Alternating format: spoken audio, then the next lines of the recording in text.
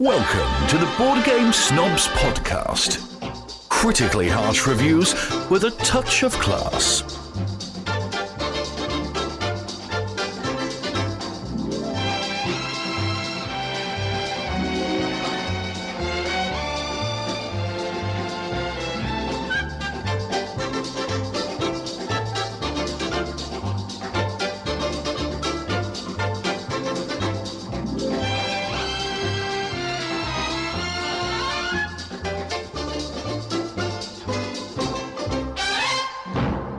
And go. Sorry, I didn't mean to yell that at you. Kind of scream that at you. What? Are we going now? Go. And go. And welcome. Yes, welcome. Oh, sorry. Yes. Yes. Hang on, we're here.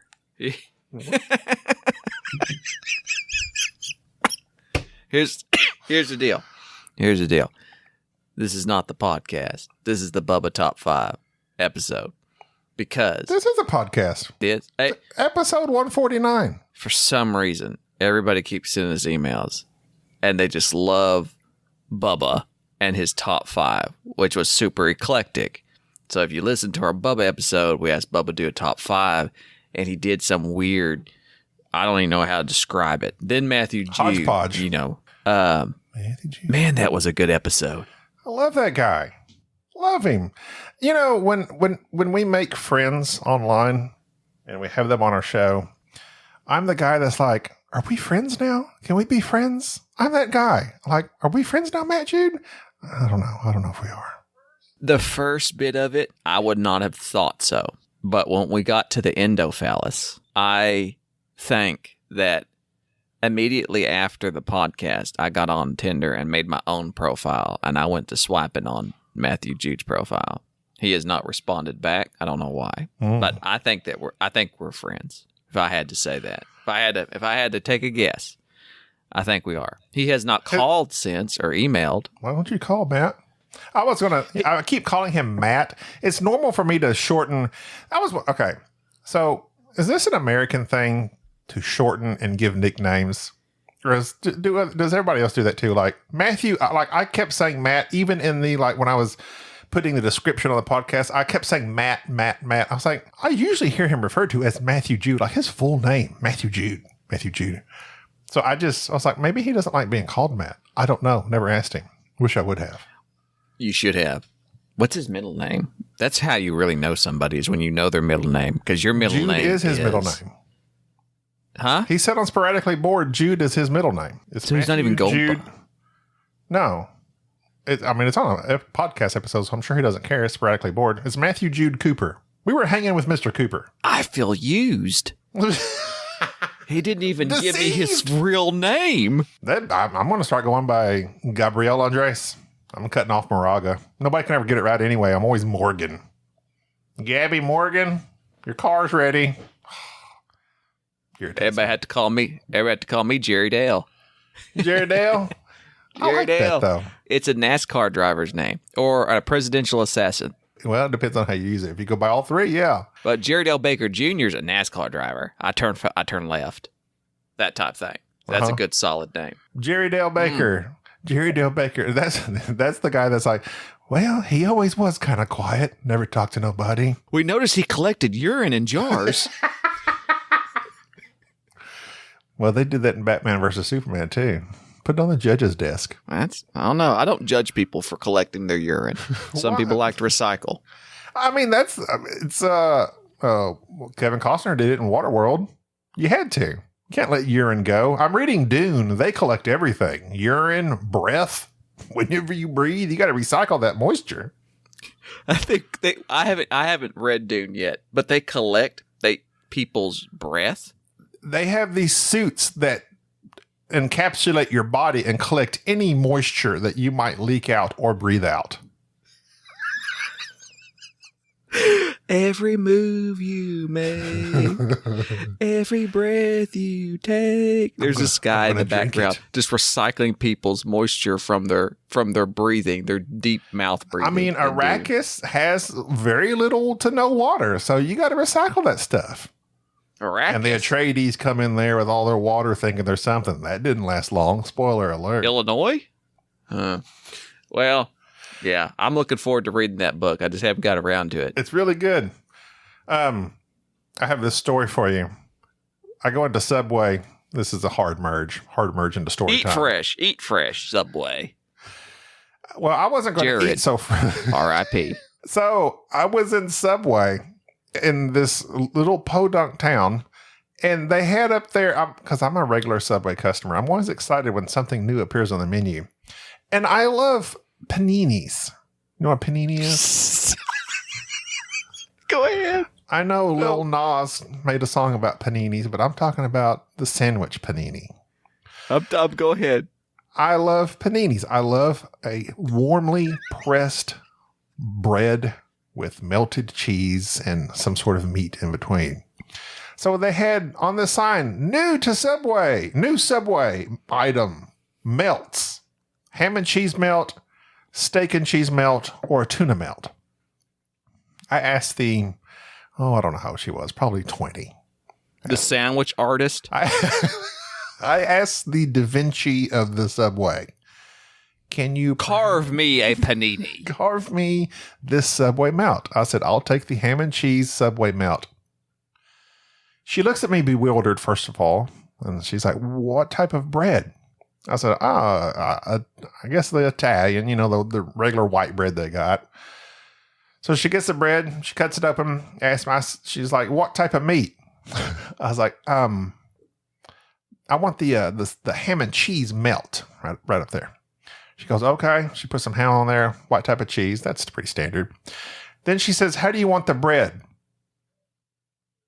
I'm like, I want the melt right up there. It's that poster right behind you. I want that. Yeah, but how do you want your bread? Do you want it toasted or heated? They put it in the microwave. I'm like, I want the and I'm getting more excited thinking about it, but I was trying very hard not to say, I want the melt, give me the melt. However you do it, make it. I realized she's just a kid working at Subway. She had no idea.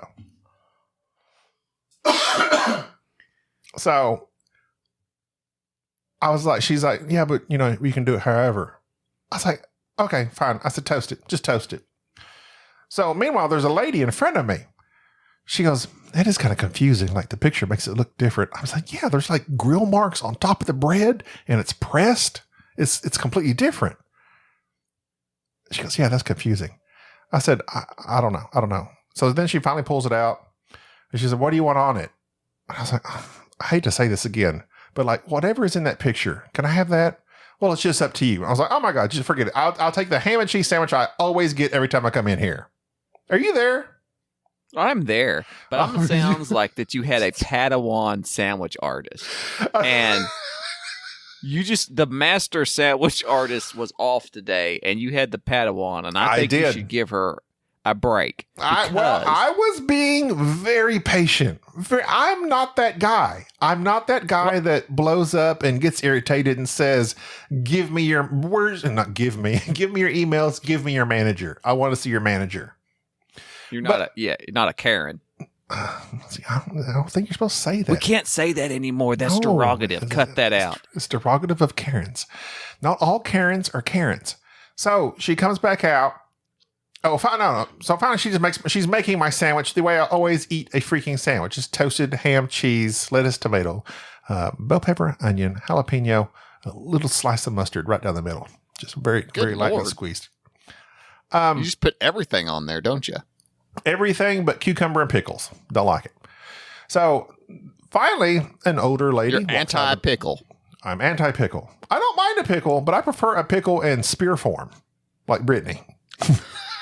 So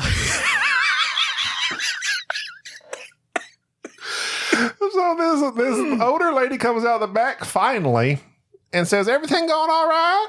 I said, yeah. I said, I do have a question though. I said, what is the melt? Like, what is that?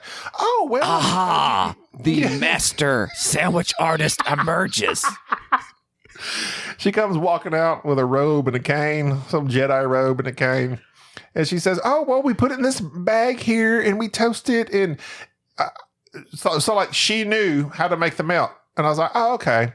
She's, well, we literally just got the melts in, and yeah, we're still training on that. I'm like, okay. But the way she was still describing it still didn't, like, those grill marks were on top of that bread, and I did not see any sort of panini press or whatever that you need. She's like, I feel a disturbance in the flatbread. As if 1,000 paninis suddenly cried out, and then were silenced. So that was very. And then she proceeds to blindfold herself and make a melt without seeing the line. She just puts her gloves on, and it's just done. Well, they should be able to, because all the lettuce, I mean, that's all in the same format in every Subway you go into. Everything's in the same spot, I do believe. So she should be able to. I have deep thoughts about your Subway experience, and here's what I'm thinking. Number one, first off, you advertising that you go to Subway all the time, I really think you need to start attributing your weight loss to this franchise in hopes to perhaps usurp a previous person who also lost weight while eating there and then become a spokesperson making $12 million a year, whose name we cannot say. $12 million? He would, yes, I looked it up when he was he who shall not be mentioned. We've already mentioned him, but okay. Yeah, well, okay. I'm trying to recover from that. He who shall not be mentioned twice. Twice. Because, we came dangerously close about making a joke about his criminal record. Uh-huh. Anyways, I looked it up, and I believe, don't quote me on this, I won't. but when I looked it up, that he was making like $12 million a year as some sort of advertising consultant. He had some highfalutin title. And like, he was basically just the guy. Just to unfold his large jeans. And I will say this right now. If you were the spokesperson for Subway, I would eat there. I think the world would eat there for this just now, because it'd be like, okay, used to, I weighed this amount. And then I ate at Subway, and I didn't lose a lot of weight, but I did lose I'm still big, but I lost weight by just enjoying a melt. I think people would be like, that guy right there, that's who we can trust. I wish I could have enjoyed a melt. Gaby is the new Jared. Dadgummit. I said his name. Edit that out. Just edit that out. So that's my first thought. My second thought is the reason why Subway is so prolific is because it's very easy to get a franchise. Like for $50,000, you could buy the name and set it up. Wow. So that's why there's more Subways than there are McDonald's. Or there was a few years back when I was looking in the franchises. I think they did scale back a little bit. Well, yes, because sandwiches aren't in vogue anymore. Anyways. They do have bowls now. So like you can just get a bowl full of meat and cheese. And veggies. I enjoy their chopped salads. Yeah? Yeah. If you kick it, it's like a normal salad, but it's chopped up. I don't know why it being diced up that way makes me like it better, but it does. It's like a texture thing. Don't you hate it when you eat a salad and you get that big piece of lettuce that you don't know what to do with? I'm actually the opposite. I don't like the chopped salad. So you like the hunks? Like the hunks of stuff? I do. I really do. Especially iceberg. If you get that one piece of iceberg that's like a thick layered piece of iceberg, get that good crunch on it. Oh, yeah. I don't like that. I like it chopped up. I don't like to have to navigate. It upsets me when my food requires me to think logistically about how to get it into my mouth. Nothing used to make me angrier. Don't get stuck like the Ever Given. That thing that we did for a little bit in the 90s where we had those big mouth burgers where the burgers were comically large and they expected you to somehow eat them. How do you like your salads? Email theboardgamesnobs@gmail.com.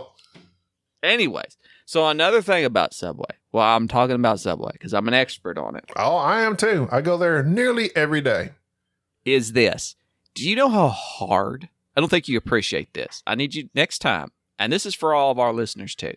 You do this. Next time you go into Subway, you tell your sandwich artist, I don't care what their skill level, you tell them this, that you appreciate them. Because here's why.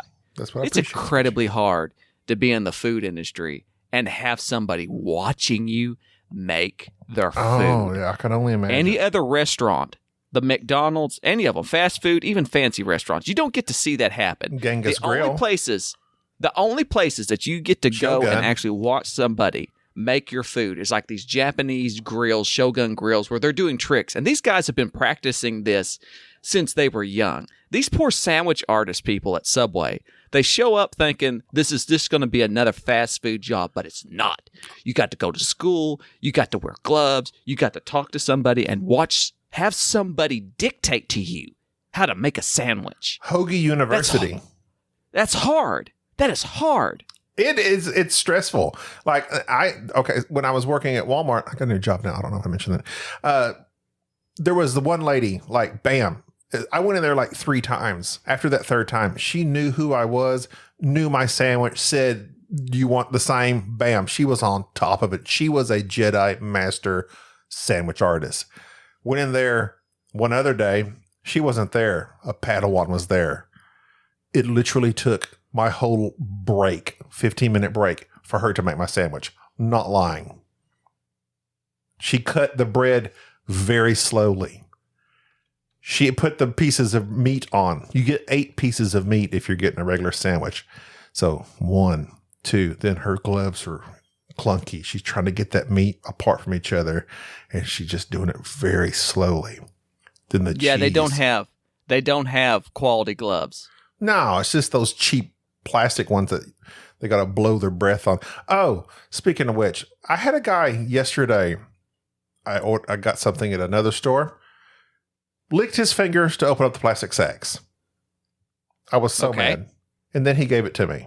You just gave me your tongue juice on this bag. Like, I thought we were over that with COVID, especially. Yeah, I shook somebody's hand the other day, and I don't like shaking hands, but it was like an appropriate setting to shake hands. And yeah, I realized I hadn't shook hands in like a year. And I like stood up, shook this person's hand, and the moment I did it, I thought, nope, we're never doing that again.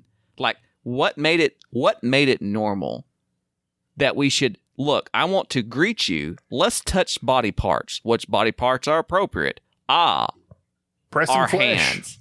Let's press our palms together.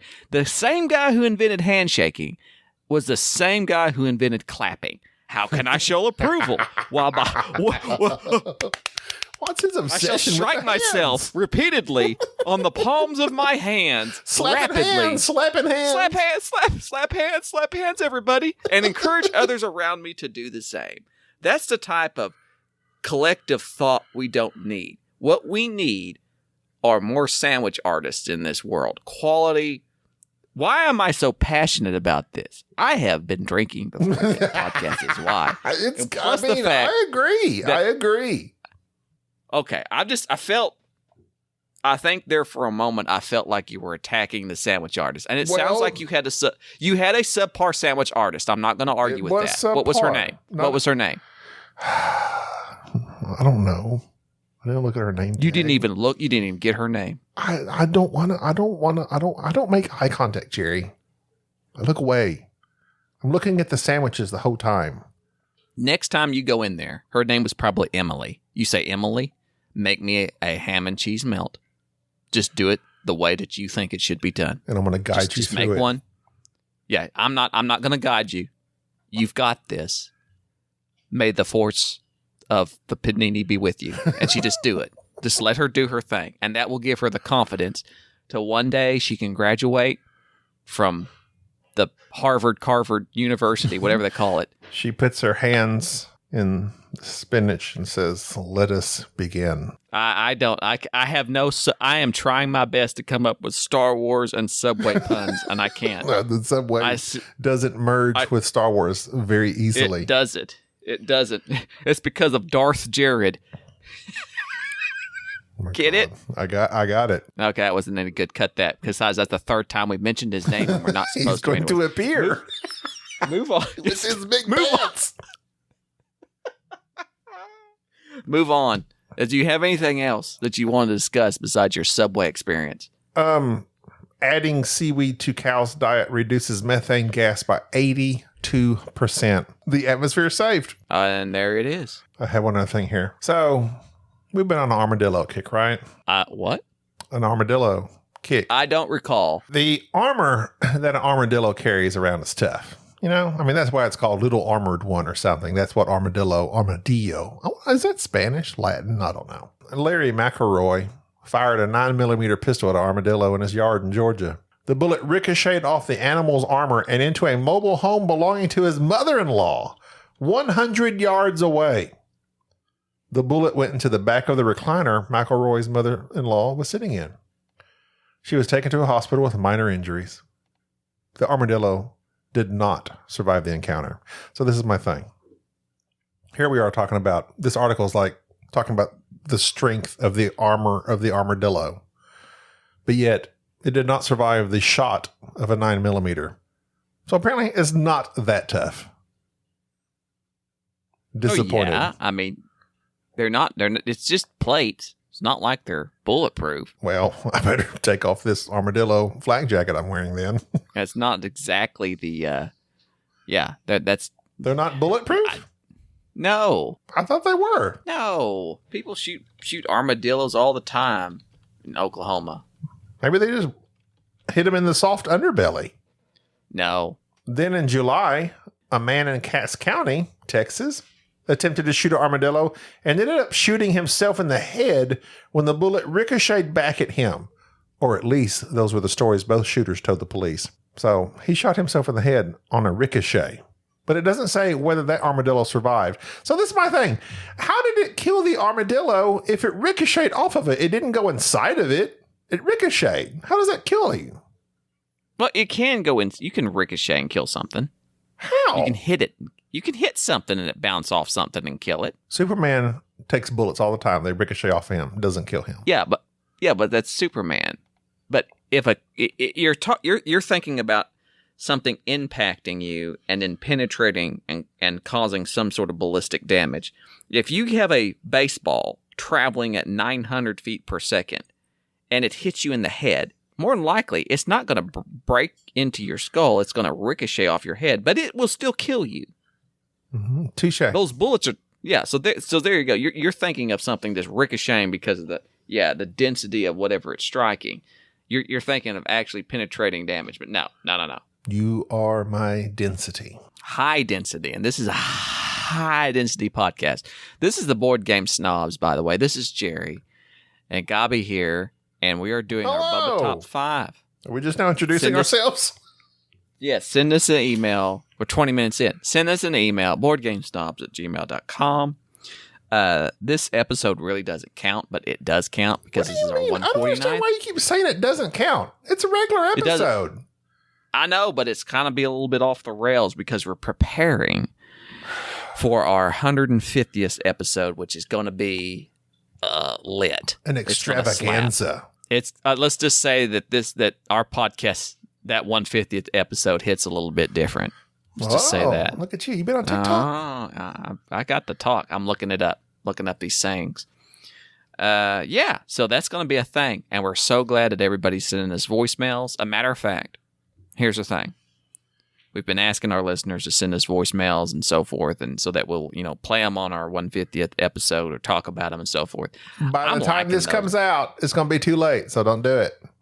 No, do it. From here on out, just send us voicemails.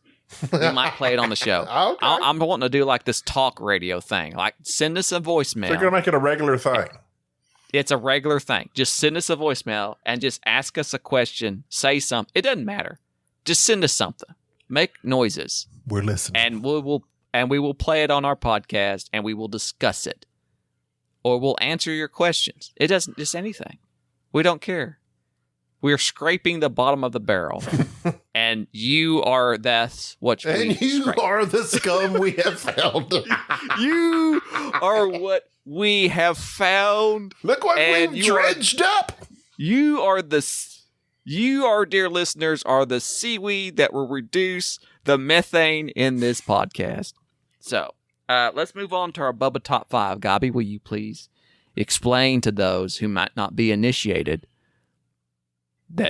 what the Bubba Top 5 is? So the Bubba Top 5, when we previously had Bubba on the last episode Bubba had appeared on. I don't know what episode that Bubba. was. I should have looked that up. He's not dead. Oh, sorry. Jerry had asked Bubba to give us his top 5 games, right? Right. A very simple request. And Bubba has played several games. I have many games logged with Bubba on my BGG stats. More than 5. Bubba has many games in his house that he has played. Dozens. He doesn't share them with us. He buys them and plays them with himself. R.I.P. So we asked Bubba for his top 5. He gives us the most random, wild list of games he's played, games he wants to play, games he's kickstarted, TV shows he likes, cover art he likes on board games. And that was his top 5. Just this random conglomeration of board game related and not so much items as his top 5. Wild card. He is the wild card of the board game snobs. So it's now a thing. It's been a thing. Everybody liked it. They enjoyed it. So we're like, you know what? We had Matthew Jude give us his Bubba top 5. He did well. So I said, Jerry, we need to do our Bubba top 5s. And that's what we're doing right now. Buckle in. It's going to be a wild ride. Not so much. It's going to be a fun ride. Will it? I don't know. But it's going to be a ride nonetheless. I'm not going to promise you what type of ride. Is it even a ride? It's going to be a listen. You're listening. Well, it could be a ride.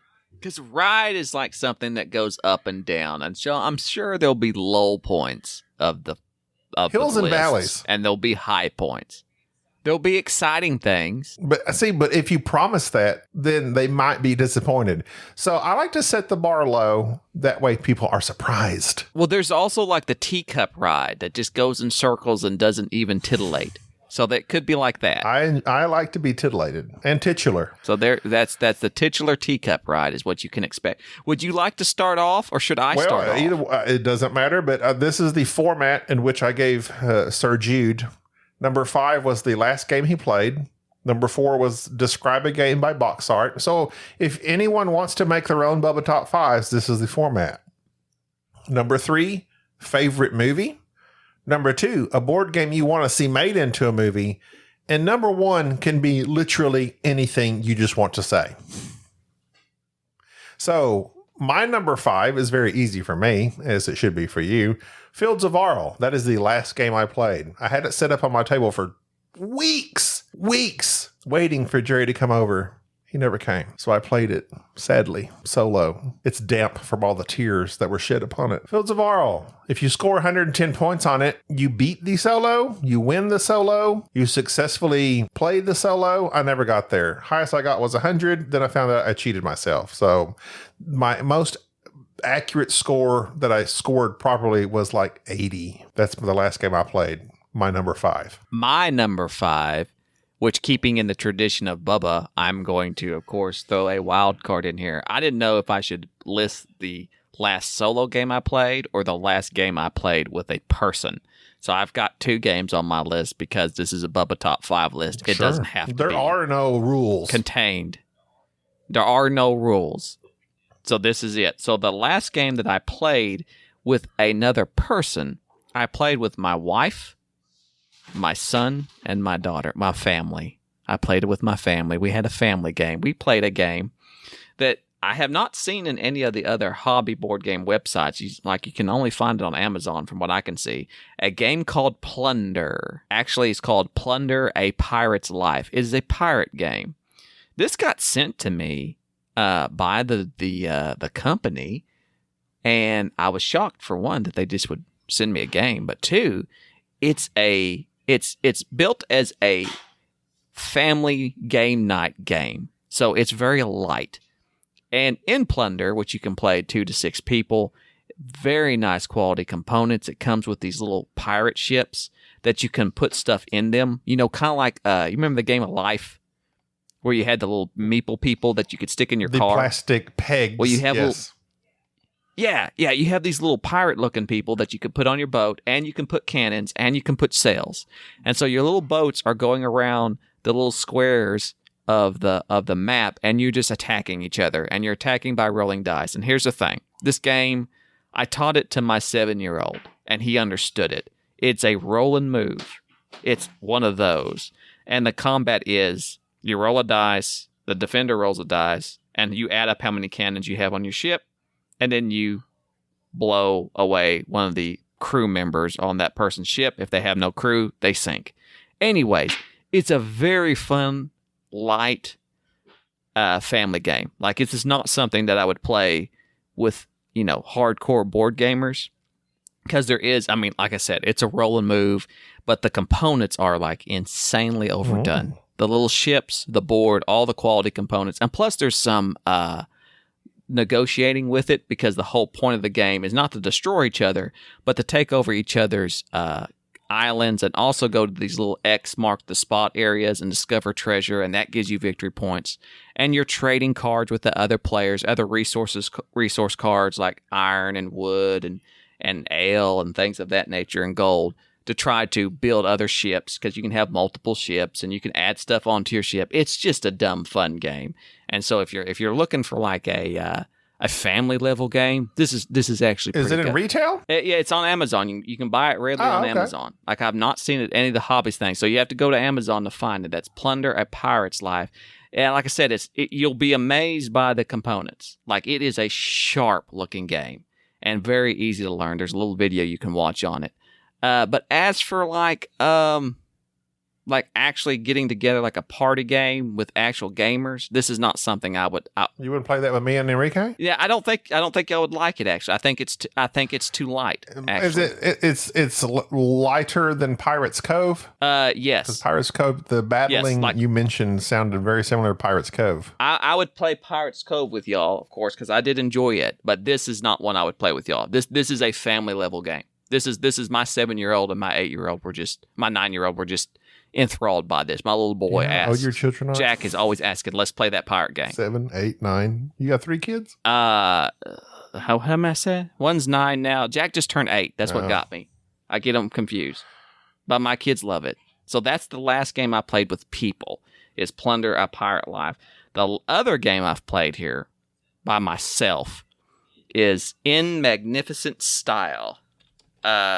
Some people may have seen me post about it on our Instagram, but In Magnificent Style is it's a solo game depicting the charge of Pickett's charge at Gettysburg. So it is very, very steeped in history.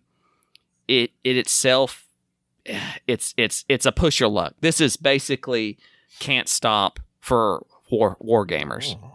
That's the only way I can describe it. You are moving your units up a board, getting closer to the enemy line, basically charging your troops forward while rolling the dice and accepting the consequences, and trying to manage your troops at the same time. Their morale and how many hits they're getting, how many men they're losing, their casualties, things of that nature.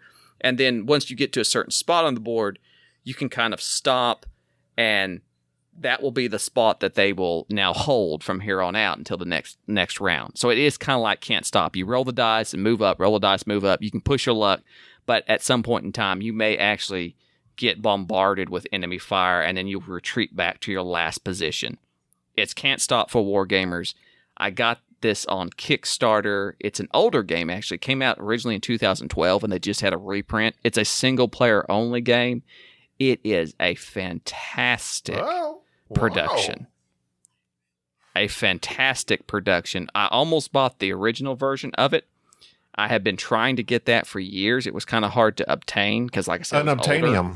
So when the couldn't get it. Yes. So when this Kickstarter come out, I jumped on it, and the artwork. You had was me beautiful. at Can't Stop. Like, I freaking love Can't Stop. And this is Can't Stop, a war game. I'm in. I'm going to bring it over. One. It is.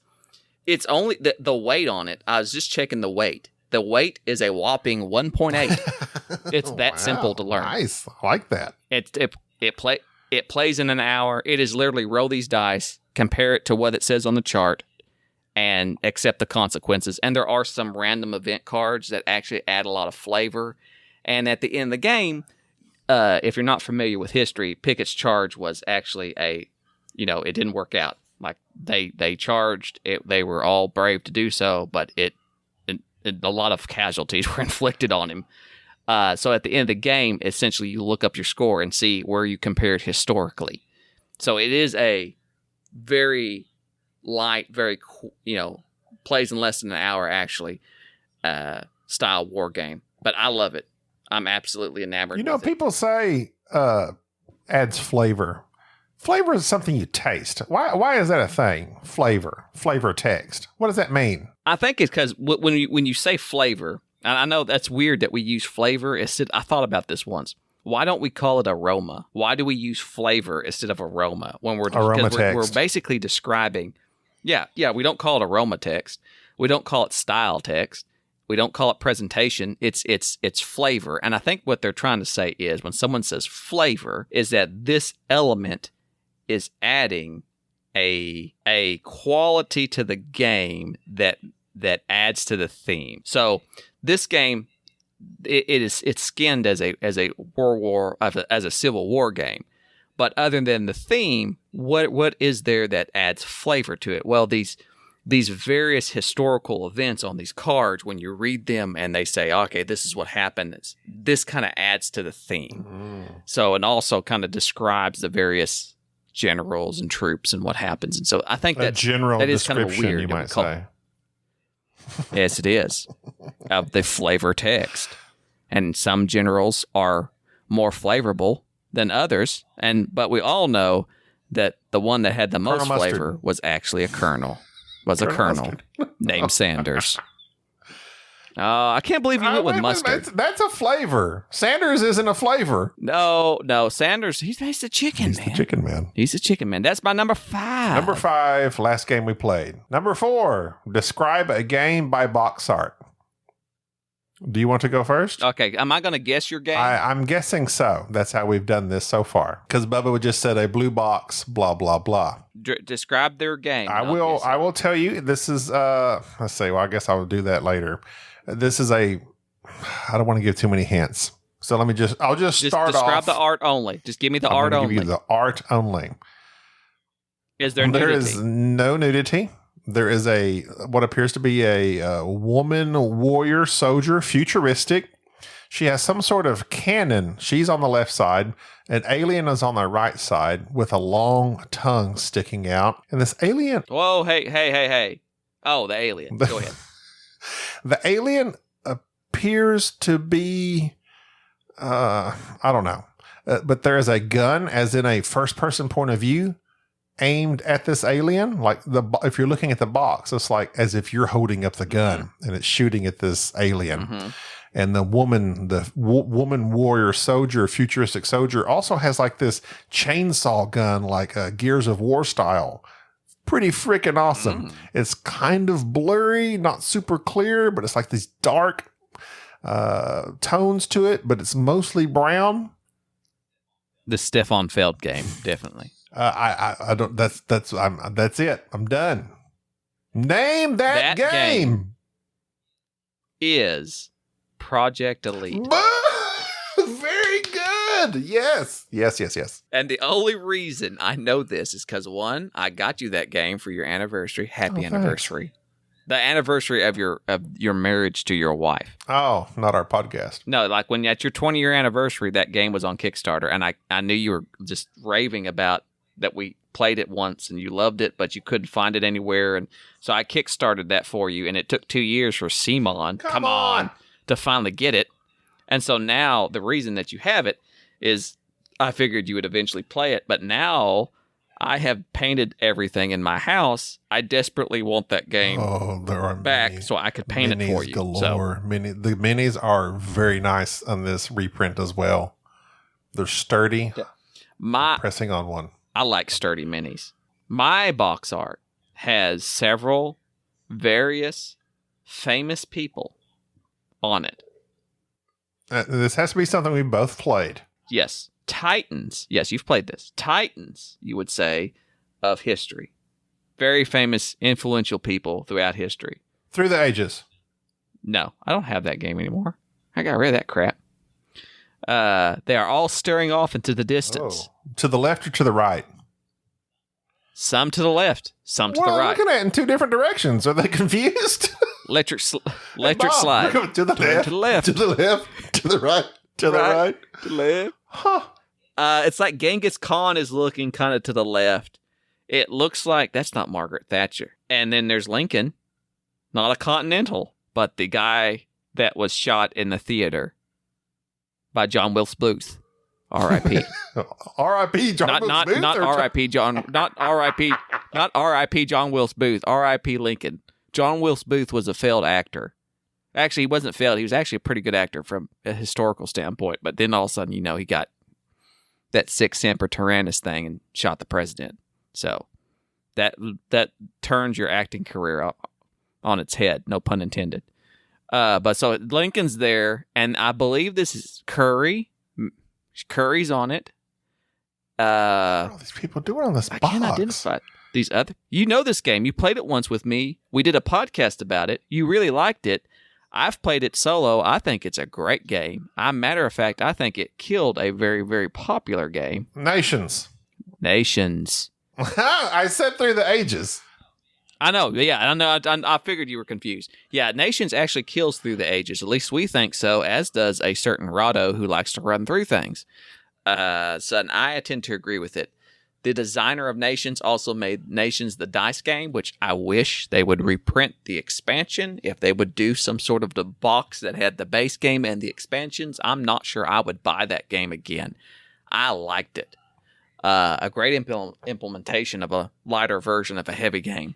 And he also, I think his name is, he's got the designer of this game. I could see his name. I can't pronounce it.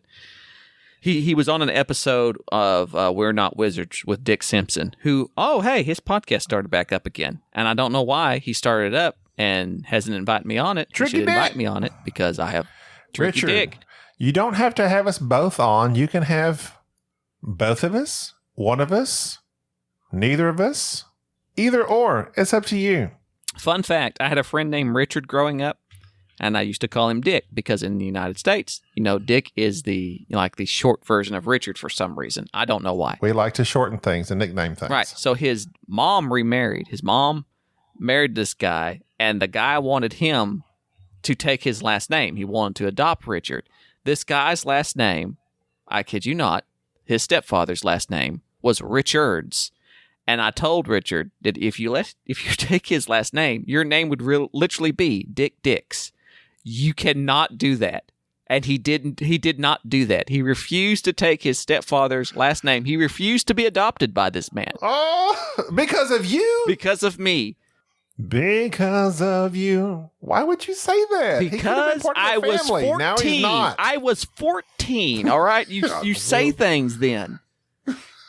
Hey, Dick, you don't want that. You don't want to be part of a family? Go rogue. Where is Dick now? Do you know? He started selling meth. And it's your fault. It's my fault. It really caused his life to plummet. He went wayward because he had no family. Probably. And I'm not proud of this. What if he lives in Richardson, Texas? I think that would serve as a reminder, a painful reminder of how teenagers can be very cruel and peer pressure can cause and you ignorant. to do things that is dumb. That's just dumb. I think I was a relatively smart teenager, though. Relatively. Like I had friends, and my relative, that's all relative. I had friends that made very poor decisions. Although one evening, I also made a poor decision. Okay.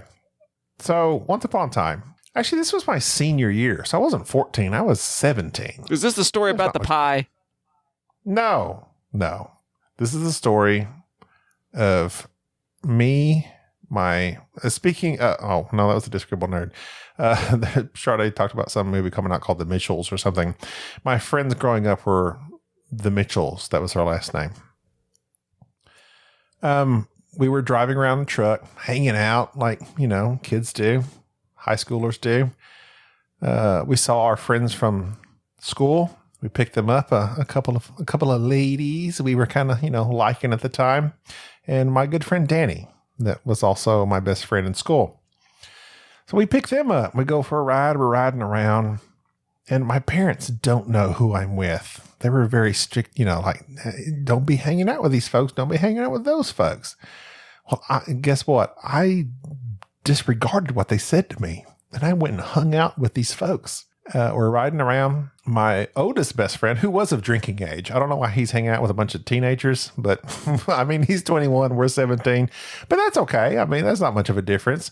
It was his brothers that was with. It was my best friend was his oldest brother, was his younger brother. And then anyway, I'm getting very confused. So he bought some beer. We did not drink the beer. I'm not going there. I literally didn't start drinking beer until I was like in my 30s, but he had bought some beer.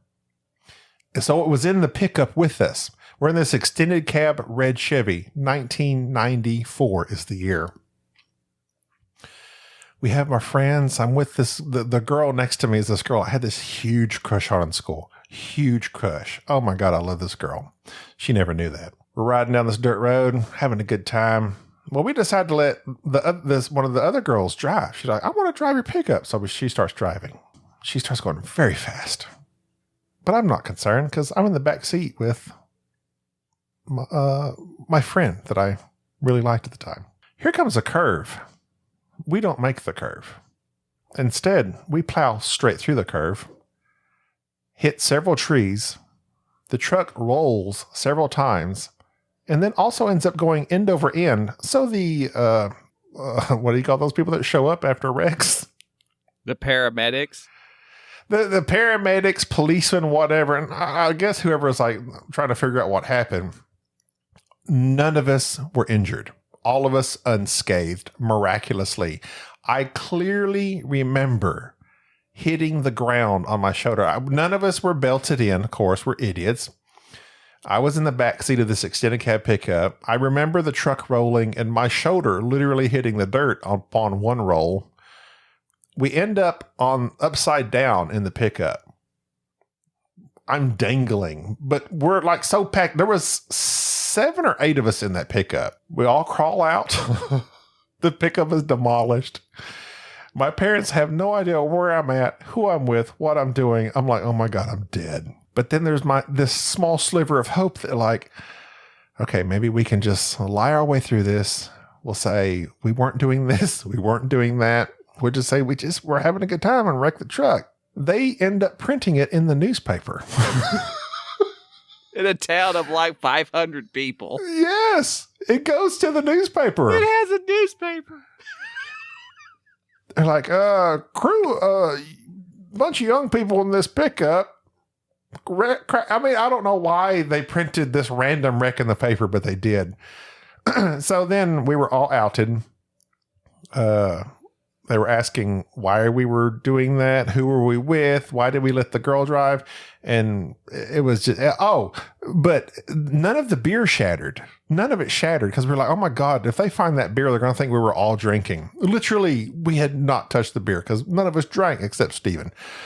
He grabs that beer and he crawls back into the pickup, grabs it and tosses it into the pasture next to us. So he threw away like a 12-pack of Budweiser, I'm sure. That broke his heart. But yeah, that was a thing. Like my parents held that over my head for several years, but now it's okay. So essentially you were riding with somebody in a vehicle and they wrecked. And that was the worst thing you ever did. I mean, yes, because I wasn't supposed to be out. Okay. B, I wasn't supposed to be with the people I was with. I was rebellious, Jerry. I was being rebellious. I was hanging out with girls. You are a handsome rogue. I tell you what. I was hanging out with these girls, and I liked one of them. I was basically Han Solo, and I wrecked the Millennium Falcon. Yeah, you rebel without a cause. I said it was no cause. Oh yeah, I set a Days Inn on fire when I was 8. Okay, so you're trying to tell some story of like a minor wreck that you had when you were riding. It was not minor. That truck was totaled. Whatever. It was a GMC Cheyenne. You remember those? Yeah. Okay. Go on to number 3. Moving on to number 3. Favorite movie. I'll let you go first. This is getting long. The favorite movie. Okay, so everyone knows my favorite movie is Gladiator, right? Right. So I'm going to go with a more recent favorite movie of mine. Okay. Your most recent favorite movie. My most recent favorite movie because I take that back. It's not the most. I rewatched it again and realized, you know what? This is a amazingly good movie, especially for what it is when it was made. Arachnophobia. Oh, you were telling me about that. I love John Goodman. He has a small part in this movie, Jerry. You may not remember it. I know, but I was telling you just today, literally today, I was talking to you, and I said, I love John Goodman. We were talking about Godzilla versus King Kong, and I said, I watched that Skull Island. The only reason I watched it, because I'm kind of anti-Kong. I'm hashtag Team Godzilla. Why are you anti-Kong? I'm anti-Kong. Prozilla. I'm pro-Godzilla. Godzilla is a force of nature. He cannot be killed.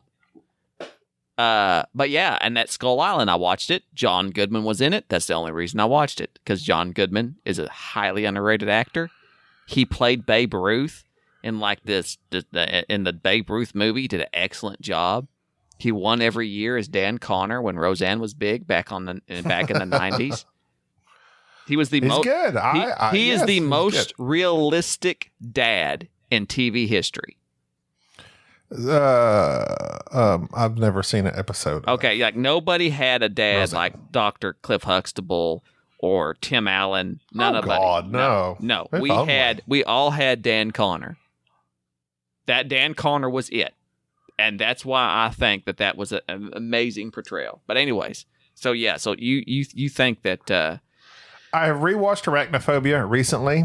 Sade had never seen it. Gina had seen it, but it's been forever, so she forgot most. Actually, I don't know if she ever seen it, because it literally it has lots of jump scares. There are spiders jumping.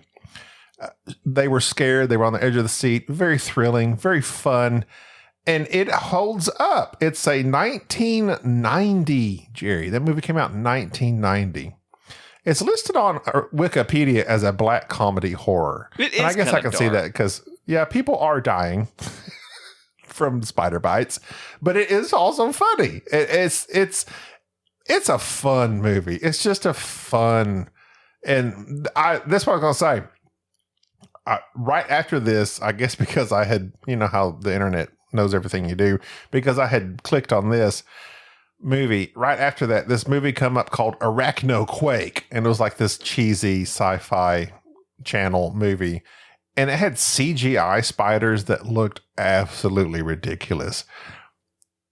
Arachnophobia used real spiders and, the general one, like it was like some sort of, I'm sure, practical effect type spider, but it was super scary, super creepy, holds up. Great movie. Watch Arachnophobia. Oh, love it. Absolutely love it. So my favorite movie, again, I'm throwing another Bubba top 5 thing in here. This was like the hardest question for me, because my favorite movie, it's hard for me to quantify that, because I have watched, is that the movie I've watched the most, that I've really enjoyed the most, or is it the one that I feel like encapsulates just what all that I like in a film? It was hard. I don't know. I put too much thought into this because, obviously, I've made you watch movies that you felt were just awfully boring. I begged you to watch the Blade Runner movies, and you're like, well, I don't know what I'm watching. Snorefest. Yeah, and I think one of my most watched films when I was younger. Great soundtracks, though. Oh yeah. Oh, the soundtrack. That soundtrack slaps. I watched Jurassic Park, of course, probably the most when I was younger. But then for some reason, I went on this tear about watching Leonardo DiCaprio movies, and that The Aviator. My wife, when we first got married, I think I watched The Aviator once a week for really? That's a weird movie to choose. I think, and it took me a long time later because my wife actually stopped. Got to a point to where when I was putting it on to watch it, she's like, you need to watch something else. This is an intervention. Stop watching The Aviator. If you haven't watched The Aviator, it's a Martin Scorsese film. It's right after Leonardo DiCaprio had kind of become popular with Titanic and all that mess, and he kind of fell off the map there for a little bit. And this was the show that really launched him. Beach. Yeah, he bombed on the beach. And this show really launched him to not just, he was already a star, but this proved that he could act. And he plays Howard Hughes, the eccentric millionaire back at the turn of the century, and all the things that he did, building planes and so forth. And it's an amazing film because they try to keep it as accurate as possible about Howard Hughes' life. And it took me a long time to realize why I was so attracted to that movie, and I finally figured it out. and I figured it out because I was making this list. His portrayal of Howard Hughes, he reminds me a lot of myself in that I really think that Howard Hughes must have been some sort of autistic person because he was hyper-focused on many things. He was OCD. He obviously put a lot of energy into things. There's a lot about this when you watch the film, you'll see, of just a very broken individual, but at the same time incredibly brilliant in some ways. And it was one of those films that every time I watched it, I was just amazed by not only the portrayal of it, just DiCaprio's acting, but also just how they didn't make him out to be a great person. Like they didn't make him to be a hero. He was just a broken person who did some amazing things. And he reinvented the whole, air travel because of him. Like we have planes and airports because of him. But anyways, that's not my favorite film. That's just one I got caught off talking about. If I had to pick one, and I really liked this movie, it was one that I often forget about. It was one of the few movies that I bought and downloaded and then watched and watched and watched over and over and over. And it's not an old film by any means. It actually came out in 2011. It's based on a British miniseries for which I have not watched, which one of these days I will, and I will savor it because the British miniseries that came out in 1979 starred one Alec Guinness, Obi-Wan Kenobi. And I have often thought to myself, I want to watch the miniseries. It's like 5 hours long, but I've never got around to it. But otherwise, the Americanized film of this miniseries entitled Tinker, Tailor, Soldier, Spy, starring Gary Oldman, Colin Firth, Benedict Cumberbatch, John Hurt's in it, Tom Hardy's in it, Mark Strong's in it. It's got scads of people, and it's about a relative who's who of great actors. Correct. And it is a spy movie. It is incredibly slow, incredibly boring. I mean, it has actually been called one of the most boring films ever. Yeah, I know. What? I know. There are people who absolutely hate this film, and then there are those who absolutely love it. I, for some reason, and it has mediocre reviews. Like there's some, like it was nominated like Best Actor, and it was like Oscar bait film. But essentially, Gary Oldman is this old retired spy back in the 70s, and he was pretty high up in like British intelligence. And then they ask him to come back because they think that there is a mole in their little in British intelligence, and so he's trying to investigate it from the outside and see if he can't figure out who the mole is. And so there's a lot of complex characters in it, and it's slow. You would absolutely hate this film. But man, where do the Transformers come in? That's my question. It's slow, but there was something about it that just have you read the novel? Huh? Have you read the novel, Jean Le Carre? I have not. I can expect that the novel would be, if there is a novel to it, I suspect it would be very tiresome. But if the movie's boring, I can only imagine the descriptions in the book. I think it's just the actors that are in it. They are just, everybody is just doing their best to portray as subtly as they can their characters. Nobody is overacting. Nobody is bombastic. It's very British. It's very polite, very sedate, and very subtle. But it is just an awesome film. And I tell people all the time, if you watch this, you're either going to love it and think this is one of the greatest films you've ever watched, or you're going to absolutely hate it and think I wasted 2 hours of my life. But yeah, if you're just down for just a very slow burn one evening, Tinker, Tailor, Soldier, Spy. Did you ever see that reminds me of the Tom Hanks movie that Spielberg directed just a couple years ago? Like something about a bridge. Yeah. Bridge of Spies. Another great one. Is that any good? It's the same. It's the same as. So I'll just let you know this if you haven't figured this out already. Yeah, a bridge of spies, spy games, anything like with Brad Pitt and Robert Redford. All these spy game things, shows, they are up my alley. Like, I love these. I Spy, Owen Wilson, Eddie Murphy. No. I'm talking or like Bill Cosby back in the day. I'm talking like 3 Days of the Condor. Spies Like Us. No. Dan Aykroyd. Nope, none of those. Absolutely, those are a tragedy. Like, those are comedies. They're not spy films. But I love slow burning spy films. And yeah, Okay. those are all up in there like this. So is Tinker Tailor Soldier Spy your favorite slow burn spy movie? It's close. If it's not, it's close. Yeah. I mean, I'll watch it. I'll watch it just for you. Well, you can watch it, but I mean, you will. I can honestly say, out of Then I will all, curse you throughout the movie. out of all of them, like if you want to watch something, you want to start off with something a little bit slow, a little better for you, like something that's a spy film that I need CGI at some point. What do you got? Well, this doesn't have CGI. This is a much newer film, but it has some wonderful people in it, and it is a highly underrated movie. I do not know why this film has not. People don't talk about this film. It was 2015. Okay, Henry Cavill, Army Hammer. I know he's in trouble. Oh, seen it. The Man from U.N.C.L.E. Yes. That is Man from U.N.C.L.E. That's a great show. That is a great show. That's relatively fun. Yeah. I don't know why that Alicia Vikander. Yeah, Tomb Raider. Yeah, I don't know why that didn't get picked up. Like, why was that not a thing? Like, why did people not? I watched it, and I'm kind of with the people, I guess. I'm like, it was enjoyable, but it didn't. I don't know. Like, none of the characters really grabbed me. I wasn't drawn to any of Alicia Vikander. I mean, I like her.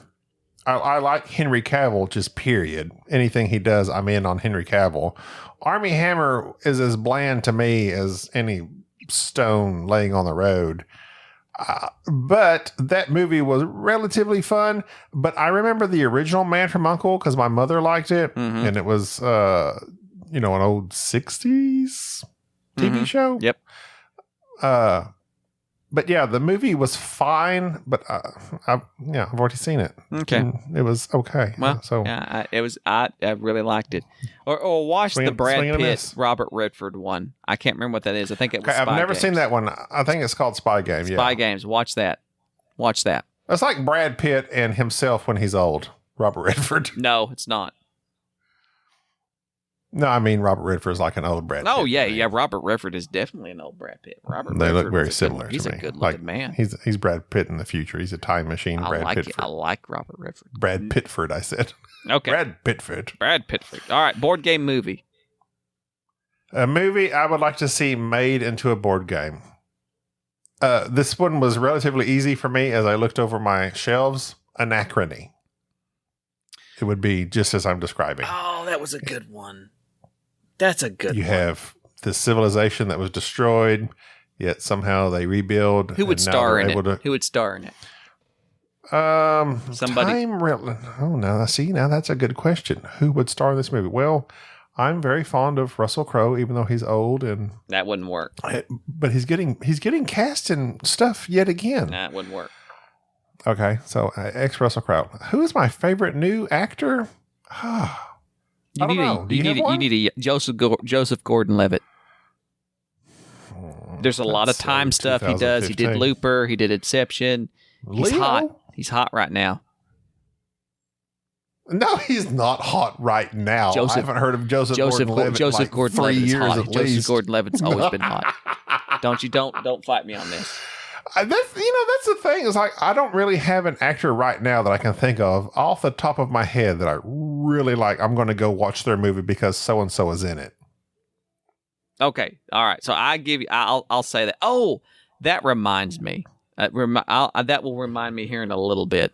But I got to call out Soul Train on that anachrony bit. It's okay. Board games I would like to see made into a movie. I thought of two. One's an Oscar bait film. So picture this. Are you picturing it? Gaby? Gaby, you're not picturing it.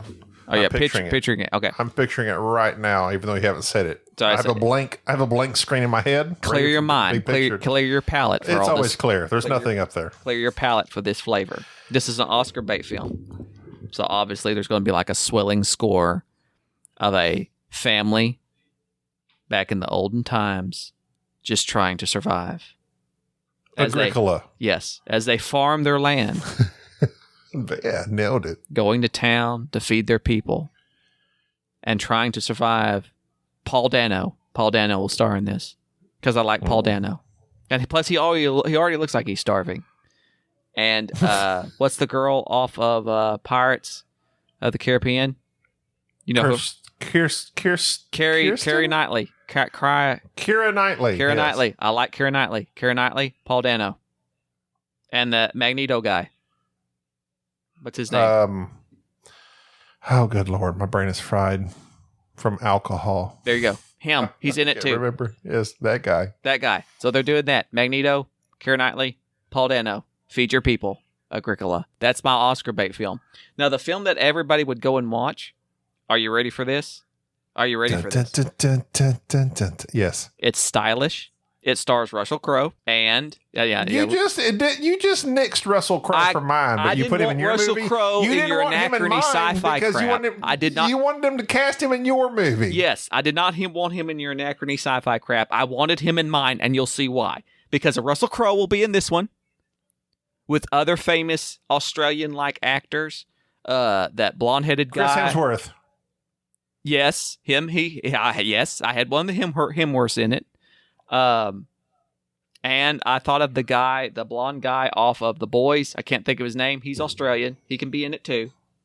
He'll be clamoring in it because this board game was designed by one of the greatest board game designers of all times, Martin Wallace, Austral Z. Oh, there you go. The game of kind of like 1950s, 1960s Australia has been taken over by Cthulhu, and they're trying to build a railroad and defeat all these weird monsters while, trying to civilize Australia. It sounds like something that would just be not only just a CGI fest craziness, but yet some neat visuals. I've cast Anachrony. You've what? Idris Elba. I've cast Anachrony. Oh. Idris Elba, Zoe Saldana, and Gary Oldman as the crazy scientist trying to help them. I heard your wife laugh at you just then. I think that she's in another room, but yes, they're being very loud right now. They're wine drunk. I look down upon people who drink to an excess. Merlot, I hate Merlot. I hate Merlot. That's good. I like that. I'd watch that. I'd watch all these films. Send us your favorite board game film to boardgamesnobs@gmail.com. All right, so finish this up. Our number one is just something you enjoy. Anything. Something random. Unlike the rest of this list. You go. I've been fighting about this one, so go ahead and go first. Give me a second to think and clarify. Okay, well, you can think and clarify all you want. I think most people have seen me post some stuff on Facebook and on the Instagram that I have gotten back to not only into painting, but also doing clay modeling. So this has been something that I have gotten attracted to here lately, was this idea of using this polymer clays and being able to make various shapes and, various characters. And if you'll get on YouTube, there's actually a great YouTube channel called Ace of Clay, where this guy just shows how he makes these various surreal-looking models out of polymer clay and then paints them and so forth. Well, I've kind of gotten into that myself. It's very fun. It's relaxing. Kids like doing it. But that kind of led me back down into painting my miniatures again. And I am proud to say that I am so close to finishing up Star Wars, Imperial Assault. I'm almost done with it. And I just last night finished Rurik. And I'm going to take some quality pictures of my Rurik minis and post them. I am somewhat proud of them. One, they turned out really good. I think that they complement the style, the colors kind of complement the actual board. They look nice. But also, I started watching a lot of various videos on how to improve in miniature painting, and also joined a Facebook group where you are really getting into it. Yeah, I joined a Facebook group that was you in it. It's basically a group for noobs who are learning to paint, but it's also run by a bunch of guys who are excellent artists. Like, they know what they're doing. And strangely enough, I found it was very supportive, because people, like new people, would post their miniatures, and you kind of always would post and say, I started painting a few months back. This is what I just painted. And you would get a lot of positive comments, but you were posting for the idea of, give me some criticism. What's the next step I need to do? Like, what should I work on next? And people were giving constructive criticism. And so you can just hang out in this group, and you kind of learn various techniques. And so I started trying to improve on contrast, on glazing, on wet blending, that type thing. And just over a few days, I saw a progression of, I've stepped it up a notch. I've become better at this. Like, I've turned the corner, and I'm not just doing basic colors. I'm wet blending. I have a better understanding of shadows. I'm getting better at some of the details. I'm not just, I'm doing some stippling, and I'm not just, you're a stippler now. Yeah, I'm not just putting washes on everything and going, okay, there you go, and making everything look muddy. Although that I did that a lot on some of these Rurik minis, because it's like I was starting off, and you can see a progression with them of like how I used to paint to now this is how I paint. And I think they've improved greatly. And so I have thoroughly enjoyed painting minis, which brings me back to Anachrony, which makes me remember Soul Train, Mr. Christian Solard. You need to paint your Anachrony minis. And if you don't, what you need to do is get one of those flat rate boxes from your post office, put your Anachrony's minis in it, throw whatever paint in there you want them painted with, and mail them suckers to me, and I will paint them and mail them back. You can play Anachrony with the tokens if you like until I get them back, but I'm in the mood. And you best catch me soon, because sooner or later I'm going to take on that. The offer. How long would that take you to do? I think Anachrony, there's like 6 minis per. Is there 6 or 5 minis? I think there's 6 minis per. 1, 2, 3, 4, 5. I think it's 6. Yeah. I think there's 6, and there's 5 different types, because you got the Automa guys, right? Yeah. Well, the good thing is that the Chronobots. Once you start painting one set, you kind of paint in a like factory style. You paint one, you paint the next, and you'll paint a part of it, and it dries, and you paint the other one, and you just keep going. So once you get into a groove, man, you can really crank them out. But yeah, it'd take a long time. I mean, it wouldn't be a week later and they'd be done. This is like a couple months project probably. But Christian, email me if you want my address. There's no need to have unpainted minis, and that's what I would say to all. Painting or clay sculpting? Huh? Painting or clay sculpting, which is your go-to right now? I go back and forth between. Like, I'll paint one evening, and then while stuff's drying, like, I'll get to a point just like everything's just kind of drying. I'm going to take a break, and I'll just sculpt. But that's really my thing. That's really my thing. Is like, you shouldn't have unpainted minis. Like, even if you don't know how to paint. There's too many YouTube videos, it's very easy to buy a cheap painting kit that has everything you need. Just start now. Paint something. You know what I've been doing? I've been drinking. That's what I've been doing. Just drinking. And you, sir? You done? Okay. So this is weird. This is really weird. I understand. Candles. In the Not wind? making them. In the wind? No. Candles in the wind cause the wax to flow in awkward directions, and it's not pretty. I have bizarrely gotten into candles. Not making them. Just purchasing them? I like to purchase. Well, yes, you have to purchase them, but for lighting and mood lighting. So, for instance, I get weirdly into things, and I go okay, I'm into journaling. So I got into pens. So like I have bought scads of different types of journaling pens. I have in front of me some, I can only pronounce it, I by Yam, 18 fine liner pens, 18 different colors. I have here a 10 count of Sarasa fine felt tip for writing and journaling, water resistant by Zebra. I have just loads and loads of pens. So I'm done with that. And then I go to the next thing. And right now I'm into candles. I've been getting all types of candles. I like the tall, skinny candles. I know they have a name. Haven't got to that point yet, but all different shapes and sizes of candles. But I really like the old timey candles that like you would put in this, 18th century candelabra and carry it around to light your way. I like them because they provide, they're efficient. Well, actually, they're not, because they cost a pretty good amount of money. It's like $5 for a good quality set of candles. But they're just like, whenever I have like a TV night or movie night and I'm like wanting to just really set the mood, or just when we're sitting around talking, me, Gene, and Sade, lots of people have like, maybe they have a light strip or some Christmas lights up or something that kind of provides this like ambiance lighting, right? Mm-hmm. No, maybe just me. Some people do. You don't have any ambiance lighting in your house, Jerry? No, I don't.